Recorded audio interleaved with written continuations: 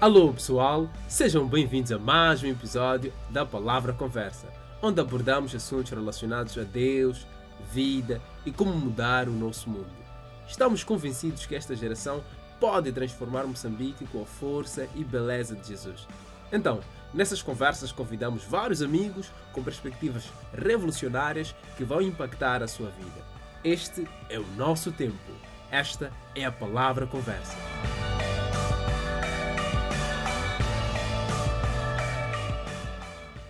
Alô pessoal, meu nome é Efraim, sejam bem-vindos a mais um episódio do programa A Palavra Conversa. Devo dizer que estou muito feliz que tenhas decidido dedicar alguns minutos para escutar este podcast e, sinceramente, espero que as ideias que temos estado a apresentar estejam a mudar a sua vida. Hoje temos um novo amigo que nos traz um novo tema. O nome dele é Marcacia, o filho único. Então, como vai, Marca? Eu estou bem, graças a Deus. E você, Efraim? Também estou bem, mano. Já agora, só por curiosidade, como é ser o filho único? É maravilhoso, né? Tudo está centrado em ti, as famílias, sei lá. E também é um pouco triste, porque você por vezes se sente solitário. Devo imaginar. Bom, antes deixe-me apresentar-vos o Marcacia. Ele é estudante finalista de Sociologia e é também estagiário no movimento A Palavra e tem estado a trabalhar em universidades na criação de grupos discipuladores, conectando pessoas a Jesus. Então, Marca, qual é o tema para hoje? O tema para hoje é a semelhança entre o adorador e o adorado. Interessante. Já agora, porquê do tema? Um dia desses eu acordei e me perguntei, eu sou parecido ao quê? E essa pergunta me fez refletir um pouco sobre esse tema e se eu sou parecido com Deus, então as minhas atitudes, o meu caráter tem que ser semelhante a Ele. Muito bom.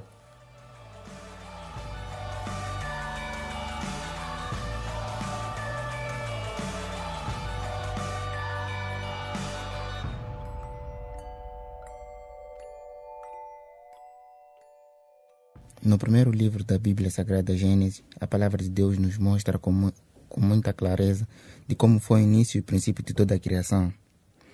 Com todos os detalhes e pormenores, Deus nos mostra como foi o seu trabalho naqueles dias que Ele, com muito amor e dedicação, fez todas as coisas. No final da criação, Deus fez o homem à sua imagem e semelhança. Isso nós encontramos em Gênesis 1:26. E disse Deus: façamos o homem à nossa imagem, conforme a nossa semelhança, e domine sobre os peixes do mar, e sobre as aves dos céus, e sobre o gado, e sobre toda a terra, e sobre todo o réptil que se move sobre a terra. Com esse versículo, percebo que a essência de todo homem é Deus, a imagem e semelhança de Deus. Todo homem nessa terra carrega a imagem e semelhança de Deus em sua vida.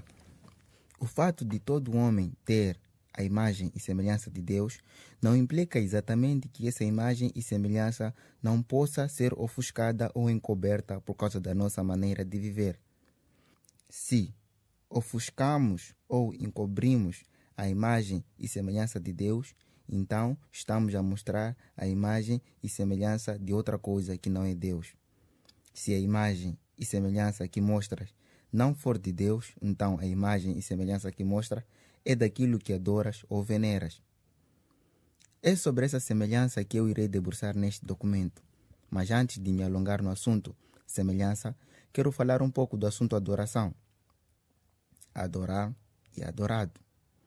Adorar é todo o processo de prestar cultos, de nos dedicarmos a um ser, de entregarmos e sacrificarmos tudo o que temos para ele.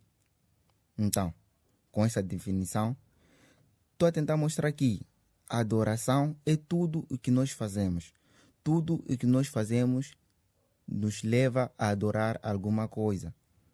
Essa definição carrega um cunho mais pessoal, mais abrangente e vivencial. Nós adoramos com a nossa boca, com as nossas atitudes, com o nosso dinheiro, o nosso pensamento e com tudo o que possuímos e como possuímos. Então, estou a querer dizer que o teu falar, o teu andar, o teu pensar, o teu estudar, o teu conviver, tudo nos leva à adoração. então estás a adorar de uma certa forma.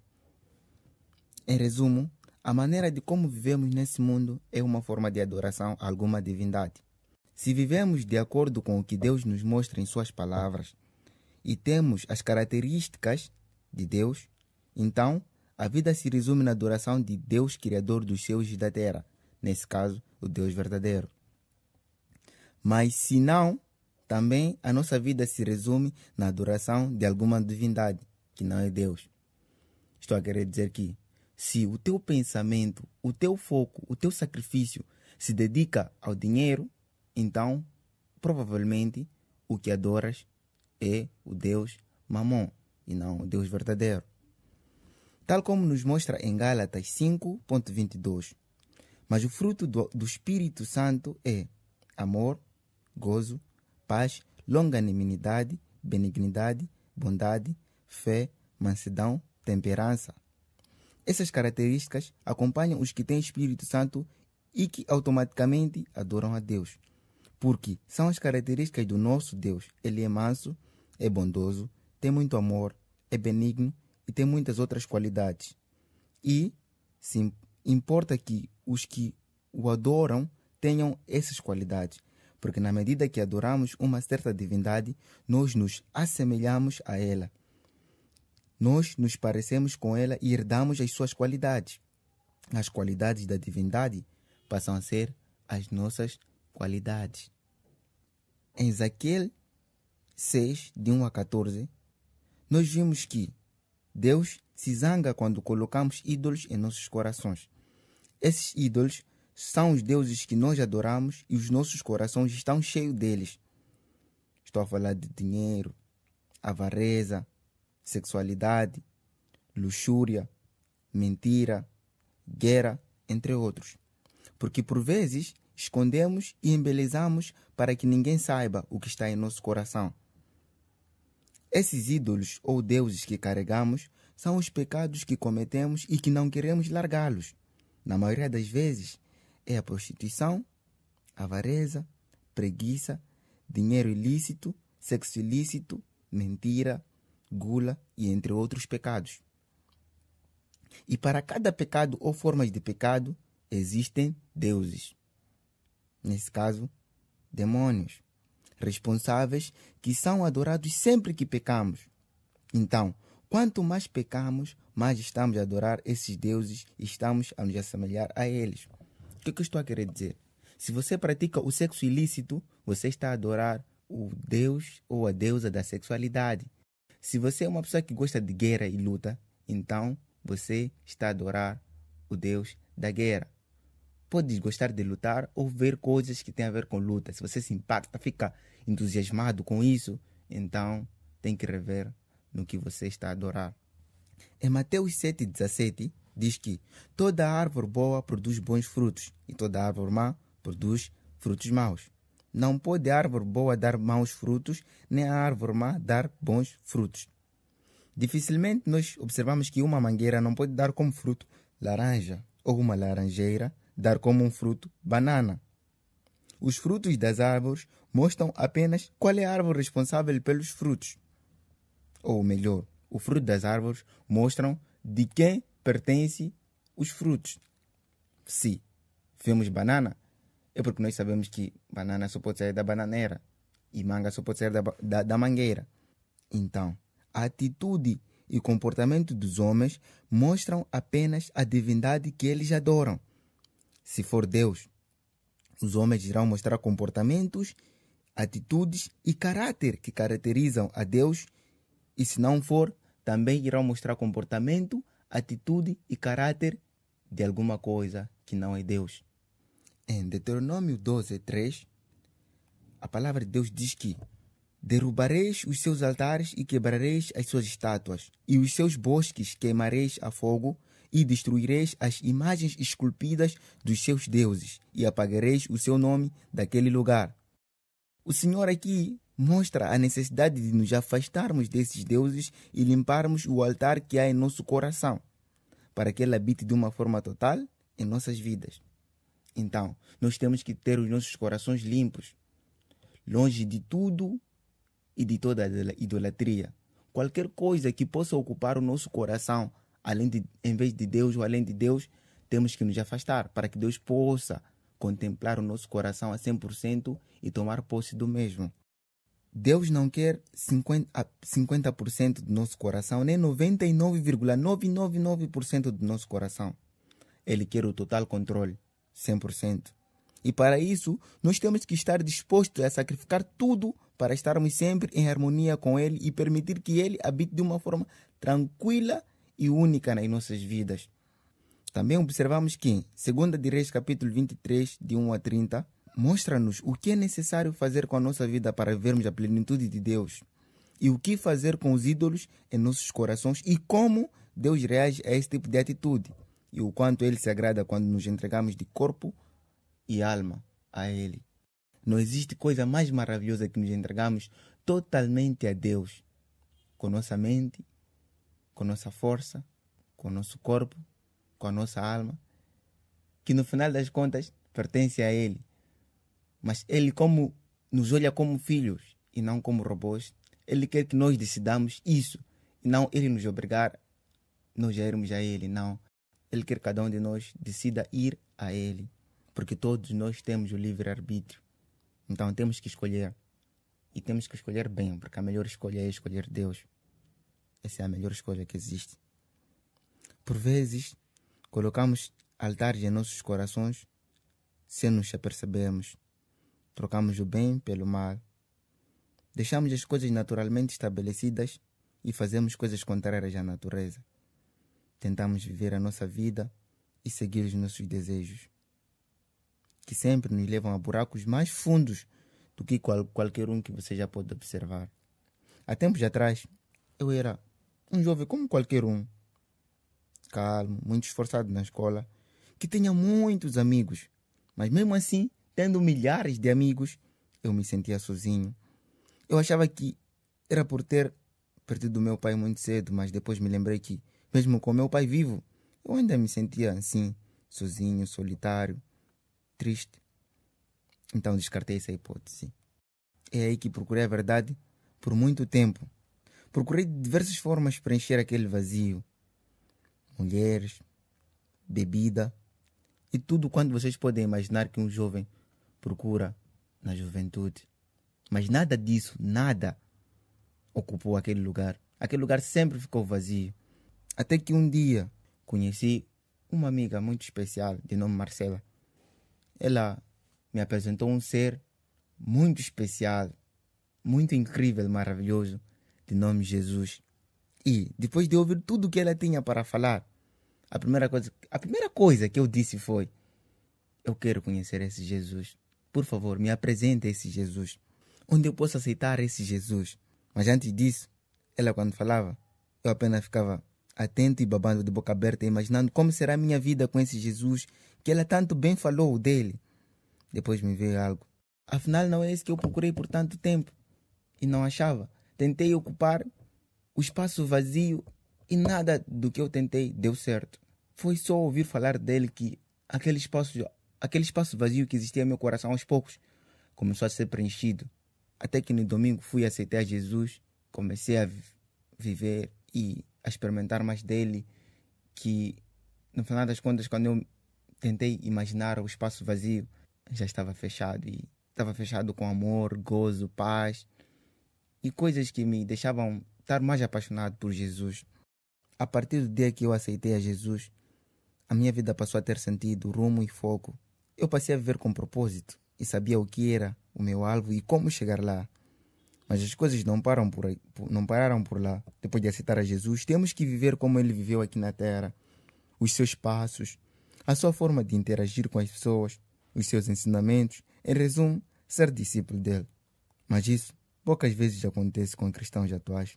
Por vezes tentamos adicionar a Deus aos nossos desejos, que sempre são destrutivos à nossa vida. Só Ele sabe o que é melhor para nós. Então, nós não sabemos o que é melhor para nós. As paixões, as emoções, as diversões que não são para a glória de Deus, temos que rever, porque podem nos levar à destruição da nossa vida. Se sabemos colocar os objetos certos nos lugares apropriados e vimos plantas, só Ele sabe o que é melhor para nós. E Ele quer habitar nos nossos corações e viver constantemente conosco. Qual de vós já colocou no lugar de combustível água no seu carro? Ou qual de vós já colocou no lugar de açúcar sal? Se sabemos colocar objetos nos lugares apropriados e vimos plantas a darem frutos naturais, por que tentamos colocar outros deuses em nossos corações e procuramos fazer misturas heterogêneas em nossos corações, colocando Deus e os nossos desejos no mesmo lugar? Qual de vós já tomou um chá salgado e doce ao mesmo tempo? Acredito que fica um sabor estranho. Então, não podemos juntar luz e trevas. E ninguém pode servir a dois senhores. Sempre vai odiar a um e amar o outro. Amizade com o mundo e inimizade com Deus. Não procuremos fazer enxertia espiritual, tentar adicionar a Deus aos desejos do nosso coração. Ou fazer o contrário.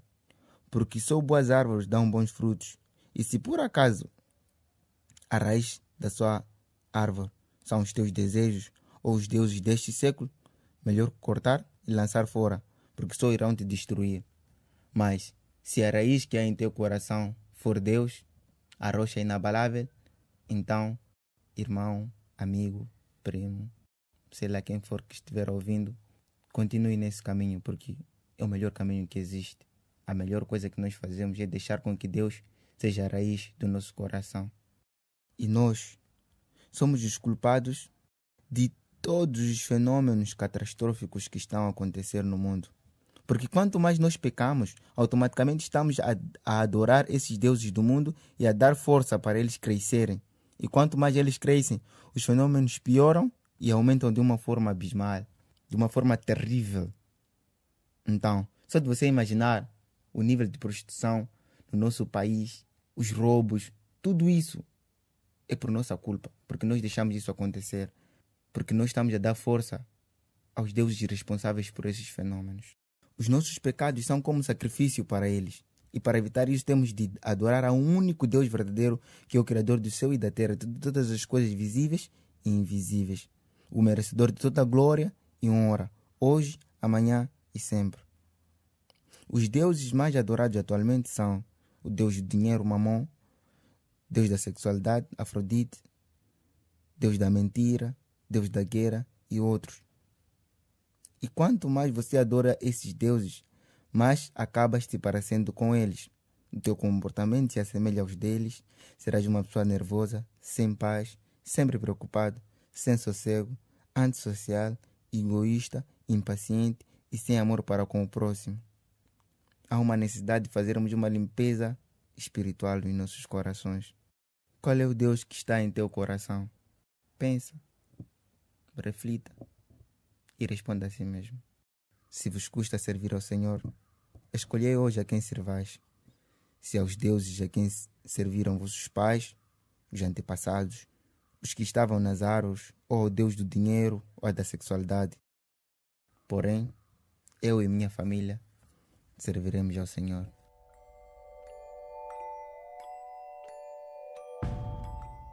Muito obrigado, Marcacia, pelo tema e a perspectiva que nos apresentaste hoje. O prazer é todo meu, Efraim. É meu desejo que todos vocês que ouviram este podcast possam adorar a Deus com o seu estilo de vida, refletindo, assim como disse o Marcacia, a imagem de quem adoram. Também eu desejo isso, que o nosso caráter e nossas atitudes sejam transformadas. Bom, por isso precisamos da sua ajuda para espalhar o conhecimento deste podcast, para que mais pessoas sejam transformadas interagindo com as ideias que estamos aqui a discutir semanalmente. Bom, terminamos assim com mais um episódio. Na próxima semana estaremos com mais um amigo. E para se informar mais sobre o nosso programa, podes nos encontrar na nossa página do Facebook, A Palavra Movimento, ou no Instagram, A Palavra Moça. Fique bem e até o próximo episódio.